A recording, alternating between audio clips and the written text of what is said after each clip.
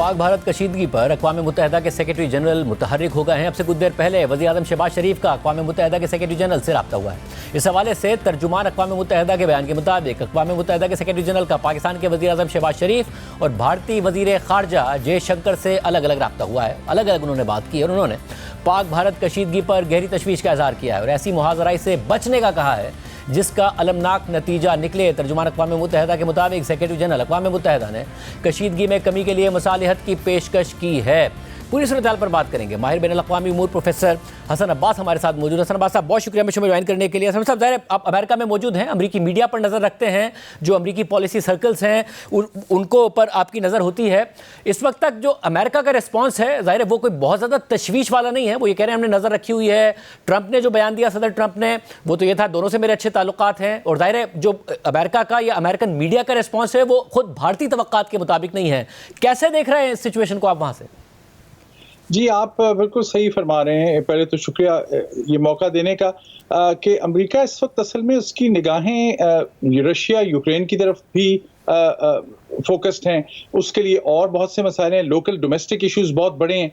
और इसी कॉन्टेक्स्ट में सदर ट्रंप ने कहा, हालांकि वो आमतौर पे उनका ट्रेडिशनल तरीका है, वो जंप इन करते हैं। जिस तरह पिछली दफ़ा उन्होंने कहा था कि मैं कश्मीर पे सालिसी का रोल अदा करना चाहूँगा, इस दफ़ा उन्होंने कहा कि ये खुद ही मसला अपना हल कर लेंगे। उनका मसला बहुत दरीना और बहुत पुराना है। इससे पता लगता है कि उनको यही ब्रीफिंग दी गई है। लेकिन एक और बात भी है और वो ये है कि आम तौर पर मीडिया में और थिंक टैंक्स में बड़ा नेगेटिव इंप्रेशन आता है फौरी तौर पे पाकिस्तान के जो मिलिटेंट ग्रुप्स हैं उनके बारे में। इस दफ़ा ये हेडलाइंस या इस तरह की बात नहीं है, लेकिन इसका ये मतलब नहीं है कि कोई इशू नहीं है। ये खतरे की घंटी भी है। क्यों? क्योंकि हमेशा जब पाकिस्तान इंडिया का सिवियर क्राइसिस आया है, क्राइसिस मैनेजमेंट हमेशा अमेरिका ने की है। पिछले तीनों चारों दफा, चाहे कारगिल था, चाहे उसके बाद पुलवामा था, हमेशा। और मुझे ये ज़िम्नन याद आ गया कि अमरीकी सफ़ीर पुराने पाकिस्तान में रहे, उनसे बात हो रही थी इसी 2 दिनों पहले किसी कॉन्फ्रेंस में, तो वो साइड लाइन्स पे कहने लगे कि पाकिस्तान में जो अमेरिका के सफ़ीर होते हैं वो हर वक्त आर्मी चीफ से, सदर से, वज़ीर आज़म से कॉन्स्टेंट इन टच होते हैं और वो उनके दरमियान भी सालिसी का किरदार हिस्टोरिकली अदा करते हैं और इंडिया के साथ भी। अब इस सिचुएशन में अमेरिका का पाकिस्तान में सफीर ना होना और ये भी एक इशू है कि अगर क्राइसिस मैनेजमेंट अमेरिका ने ना की तो एस्केलेशन ज्यादा हो सकती है। एस्केलेशन शुरू करना बहुत आसान है और दोनों ममालिक बहुत कॉन्फिडेंट है। एक थिंक टैंक की रिपोर्ट कल ये थी कि दोनों तरफ वाले ओवर कॉन्फिडेंट हैं कि हम ये एस्केलेशन लेडर को कंट्रोल कर सकते हैं। ये गलत ख्याल है। खुदा न खास्ता एक दफा गोली चल पड़े या किसी का जहाज गिर जाए या कोई इंकर्जन हो जाए, उसके बाद चीजें लोगों के हाथ से फौरन निकल जाएंगी।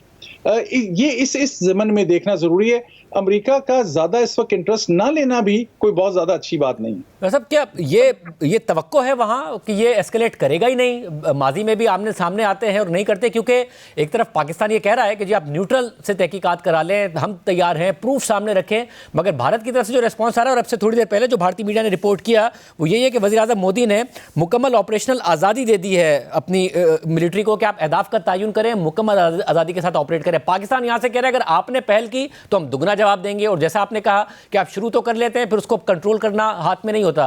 क्या दुनिया को यह लग रहा है कि होगा नहीं, मामला आगे बढ़ेगा नहीं? देखिए, वैसे तो दुआ और ख्वाहिश और होप यही है कि ना हो, और मुझे लगता है कि नहीं होगा। मैं उसके कोई आपको एम्पिरिकल एविडेंस नहीं दे सकता, लेकिन 2 बातें मैं कह सकता हूं। सदर वजीर आजम मोदी का अपनी आर्मी को कहना कि आपको ऑपरेशनल इंडिपेंडेंस दी है, ये थोड़ी सी हैरानकुन बात है। वो इसका मतलब है थोड़ी सी अपने पे जो जिम्मेदारी है उसको और रिस्पॉन्सिबिलिटी है उसको शिफ्ट भी कर रहे हैं। क्योंकि पहले जब भी उन्होंने रिएक्ट किया था वो पॉलिटिकली बड़ी मुश्किल सिचुएशन में थे या उनका इलेक्शन आ रहा था। इस दफा अब वो अपने पॉलिटिकल कैरियर के इख्तिताम पर हैं। एक लिहाज से उनकी 2, 3, 4 दफा वो हुकूमत कर चुके हैं।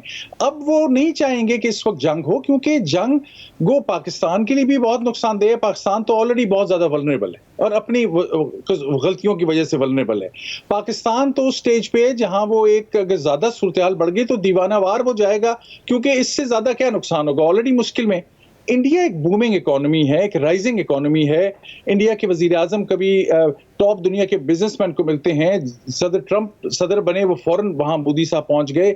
इंडिया के भी अमेरिका के वाइस प्रेसिडेंट इंडिया में थे, जो बिजनेस टू बिजनेस रिलेशनशिप है। और एक वो टॉम फ्रीडमैन का बड़ा पुराना आर्टिकल था न्यूयॉर्क टाइम्स में, वो इट्स वर्थ रीडिंग इट, जब पुराना क्राइसिस हुआ था 2001-2 में, उन सालों में, तो टॉम फ्रीडमैन ने न्यूयॉर्क टाइम्स में लिखा था कि बिजनेसमैन थे इंडिया के जिन्होंने जाके मोदी को कहा कि आप ऐसा ना करें।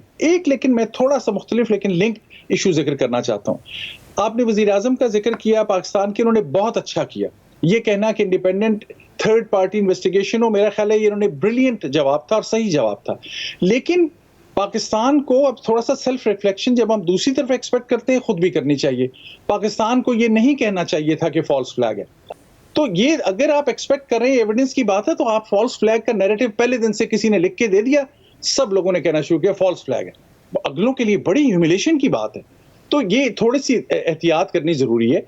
इंडिया को भी के पास कोई एविडेंस नहीं है, इंडिया ट्रैक रिकॉर्ड पे कह रहा है और इंडिया बिल्कुल गलत कर रहा है।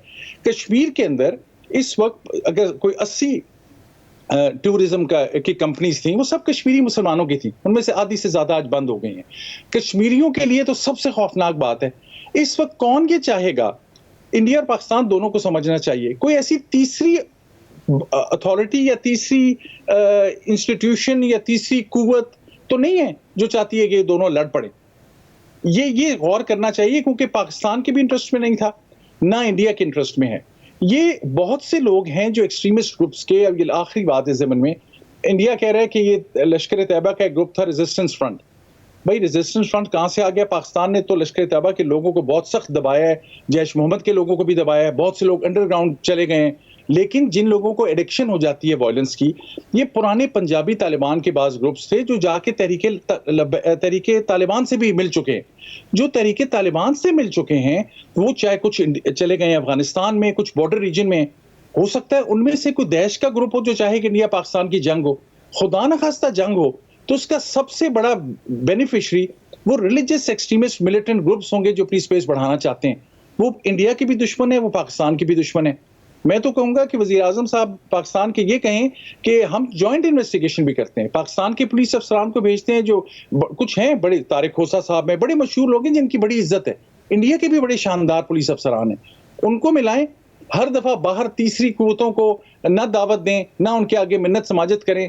अपने आप को मेच्योर सिविलाइजेशन, कहीं हम कहते हैं Gandhara civilisation, Indus valley civilisation, India अपने आप को इतनी बड़ी ट्रेडिशन बताता है, इतनी मैच्योरिटी नहीं है कि एक दूसरे से सीधी बैठ के बात कर सकें। तो मेरा ख्याल है आपको लगता है कि बायलैटरली ही इस मसले का हल है, कोई सालिसी हो? जिस तरीके से बहुत सारे ममालिक हैं, यहाँ तक कि हमास और इसराइल में इतनी तबाही के बाद भी सालिसी हो रही है, कतर सालिसी कर रहा है, फिर ओमान सालिसी कर रहा है, ईरान और अमेरिका के दरमियान। आप कह रहे हैं इसकी ज़रूरत नहीं है, दोनों ही मेच्योरिटी का सबूत दें, और ऐसे आपको हालात नज़र आते हैं कि वो मेच्योरिटी दिखे और भारतीय हुकूमत बात कर ले पाकिस्तान से? बहुत अच्छा सवाल और अच्छी मिसाल है। यहाँ फर्क ये है कि आपकी ज़बान बहुत मिलती जुलती है, आपका कल्चरल कॉन्टेक्स्ट मिलता जुलता है, आप लोगों ने इकट्ठा ग्रो किया है। जो सूफिया की बड़ी दरगाहें हैं अजमेर में, न्यू दिल्ली में, निज़ामुद्दीन औलिया, वहाँ जाके देखें, मैं जाके देख चुका हूँ। वहाँ जितने बाज़ दफ़ा हिंदू हैं उतने ही मुसलमान हैं। आप लोगों के कल्चरल, आप लोगों की सिविलाइजेशन, आपकी लैंग्वेज जुड़ी हुई है। ये थोड़ी सी जो एक बैरियर है, जिस दिन ये अबूर हो गया तो आप हैरान होंगे कि मुझे यकीन है कि इन लोगों की दोस्ती भी उतनी शानदार होगी जितनी दुश्मनी इस वक्त ये बदतर दिखाई जा रही है। लिहाजा कोई और इनिशिएटिव ले सकता है, ओमान का बड़ा रोल हो सकता है, टर्की का रोल हो सकता है। टर्की ने तो अब जरा इंडिया वाले उनसे नाराज हैं थोड़े से शायद, लेकिन कतर, मैं समझता हूँ कतर और ओमान, मुझसे अगर कोई पूछे मैं कहूँगा इन दोनों को आप शामिल करें। ईरान खुद मुश्किल में फंसा हुआ है, ईरान के सदर ने कहा है वो अपनी मुश्किल मुसीबत में फंसे हैं, वो तीसरी जगह पे वो कहाँ पाकिस्तान के लिए या इंडिया के लिए कुछ करेंगे। लेकिन इस वक्त इनिशिएटिव कहीं से लिया जाए। अमेरिका, सऊदी अरब का आपके बड़े अच्छे ताल्लुकात हैं, नरेंद्र मोदी, वज़ीर आज़म मोदी थे भी सऊदी अरब के दौरे पर और उनके बहुत ज़्यादा इकोनॉमिक कोऑपरेशन है। आपके ख्याल में सऊदी अरब भी कोई किरदार अदा कर सकता है या मुत्तहिदा अरब अमारात? ये अच्छा सवाल है। सऊदी अरब कब कह सकते हैं कोई इकोनॉमिक बेनिफिट दिया जा सकता है? मुझे लैटिन अमेरिका की एक मिसाल याद आ गई, गालिबन पेरू उसमें शामिल था। जब उनका क्राइसिस बहुत ज़्यादा बढ़ा तो हमारे एक उस्ताद हैं Roger Fisher, getting to yes उनकी मशहूर किताब है, पाकिस्तानियों को ज़रूर पढ़नी चाहिए, तर्जुमा भी हो चुका है उर्दू में। वो ये कहते थे कि ये बीच में जो डिस्प्यूटेड एरिया ना, इसको एक जॉइंट पार्क बना लें। और इट वाज मैसेजिंग, बाज़ दफ़ा छोटी सी कोई और इनिशिएटिव लेता है, आइडिया देता है, लेकिन मुझे लगता है जब बाहर से कोई आइडिया मिला, ये एक दूसरे के आमने सामने बैठे और हार्डकोर लोग ना नहीं बिठाए जाते। जब भी नेगोशिएशन करनी हो, पाकिस्तानी दोनों तरफों से ऐसे लोगों को बिठाते हैं जो हॉक्स हैं, वो एक दूसरे पे तानाबाजी करते हैं, एक दूसरे पे टॉन्ट करते हैं, बात आगे नहीं चलती। मैं बहुत से कुछ ट्रैक 2 और ट्रैक 1.5 का हिस्सा हूं पिछले 10 सालों से।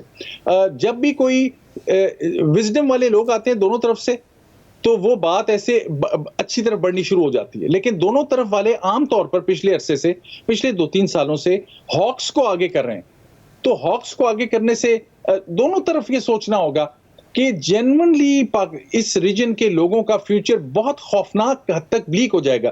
क्लाइमेट चैलेंज आपके सर के ऊपर खड़ा है, किसी ने आपको नहीं बचाना आके, आपके सैलाब आ गए तो किसी ने आपकी गर्मी जी की शिद्दत पड़ गई, किसी ने बाहर से अमेरिका ने आके, रूस ने, चीन ने आके नहीं बचा सकना।